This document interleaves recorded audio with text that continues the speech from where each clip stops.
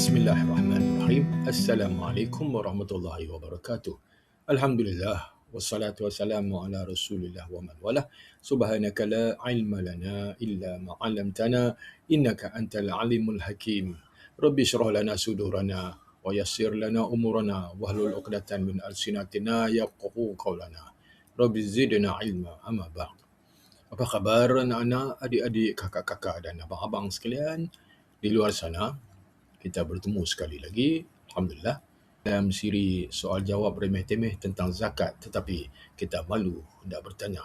Dan untuk episod kali ini, kita akan melihatkan persoalan-persoalan berkenaan dengan zakat wang. Baik, soalan ke-48. Dulu tak pernah dengar orang sibuk-sibuk pasal zakat wang.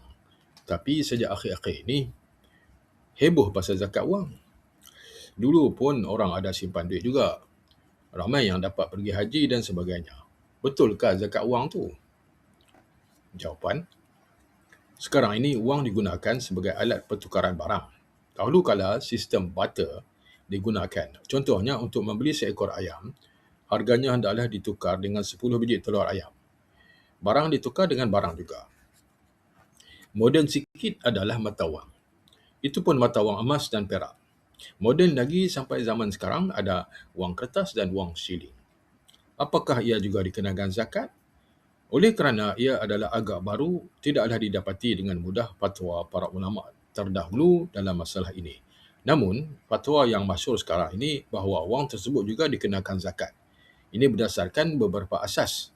Antaranya, yang pertama, wang tersebut berharga dan mempunyai nilai. Bukti ia berharga kerana ia diterima masyarakat sebagai alat tukaran. Bahkan kalau ada wang tercicir pun, kita bersungguh-sungguh mencarinya. Kalau terjumpa wang di jalan, pasti ada yang akan mengambilnya. Yang kedua, wang tersebut boleh disimpan sama ada di rumah ataupun di bank. Simpanan ini menunjukkan ia berharga.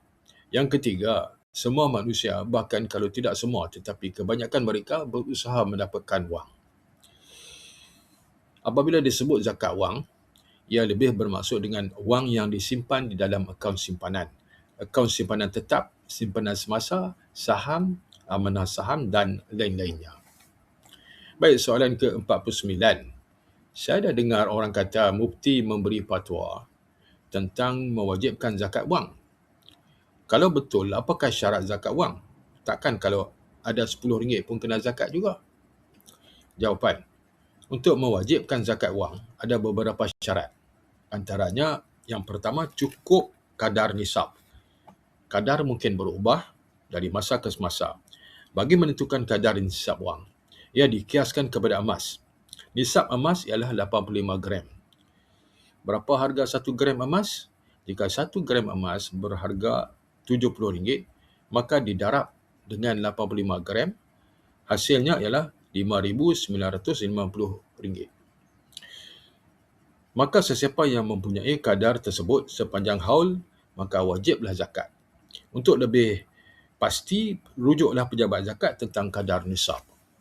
Yang kedua, cukup tempoh haul iaitu setahun. Maknanya, sepanjang tahun atau 12 bulan, wangnya hendaklah tidak kurang daripada kadar nisab tersebut. Untuk mudah membuat kiraan, boleh digunakan buku akaun bank sebagai rujukan. Apakah kadar baki simpanan wang kita mencukupi nisabnya setiap bulan? Kalau sentiasa maintain sepanjang tahun dengan kadar nisabnya, maka pada awal tahun hadapan barulah wajib zakat. Untuk mudah lagi ialah dengan hanya melihat baki akaun pada awal tahun dan akhir tahun sahaja. Kalau pada kedua-dua bulan ini masih kekal dengan kadar nisab, maka wajiblah zakat. Yang ketiga, bebas daripada hutang yang membebankan. Kalau mengikut syarat ini, nampaknya semua orang tidak perlu membayar zakat. Semua orang ada hutang. Cuma hutang yang macam mana? Kalau hutang itu membebankan dan memudaratkan seperti berhutang dengan alung, eloknya tak dikenakan zakat. Tapi kalau berhutang dengan bank untuk membeli rumah, kereta, komputer dan peralatan rumah, hutang begini tidak perlulah dikecualikan zakat. Soalan ke-50. Berapa kadar zakat wang seandainya wang yang kita simpan cukup nisabnya? Jawapan, Kadar zakat wang sebagaimana zakat emas iaitu 2.5% sahaja. Baik, contoh pengiraan zakat wang. Contoh 1. Wang dalam akaun tabung haji 11,500.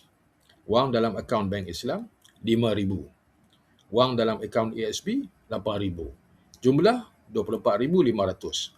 Oleh kerana tabung haji telah mengeluarkan zakat, maka wang itu sudah bersih daripada zakat.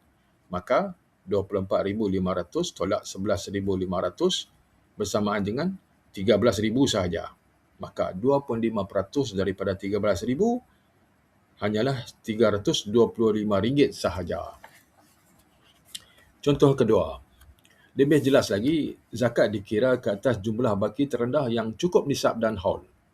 Rujuk kepada jadual yang dipaparkan. Didapati baki terendah sepanjang tahun 2005 ialah pada bulan Julai iaitu sebanyak 10,300. Jumlah ini sudah mencapai nisabnya yang mungkin sekitar RM5,000. Maka zakat hendaklah dikira 2.5% daripada baki terendah. Baki terendah ini dipilih kerana ia sentiasa berada pada tahap itu sepanjang tahun. Kadar zakatnya ialah 2.5% darab dengan 10,300 bersamaan dengan RM257.50 sahaja. Tahun yang digunakan adalah tahun Masihi, segala contoh sahaja. Soalan ke-51. Saya ada menyimpan wang di tabung haji dan bank Islam. Setahu saya, bank Islam dan tabung haji ada mengeluarkan zakat. Oleh itu, perlukah lagi saya keluarkan zakat? Jawapan. Kalau zakat simpanan wang sudah dikeluarkan oleh pihak bank seperti bank Islam dan tabung haji, tak perlulah dizakatkan lagi kerana memang wang itu sudah berzakat. Tapi kalau hendak dibayar zakat sekali lagi, ahlan wa sahlan. Baik, subhanallahu ta'ala a'lam. Sekian sahaja persoalan-persoalan berkenaan zakat untuk kali ini. Semoga ada manfaat bagi kita semua.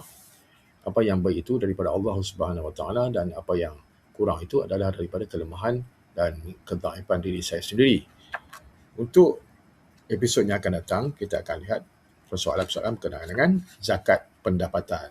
InsyaAllah. Baik. Sehingga bertemu di lain siaran, saya sudahi dengan wabillahi taufiq wal hidayah. Wassalamualaikum warahmatullahi wabarakatuh.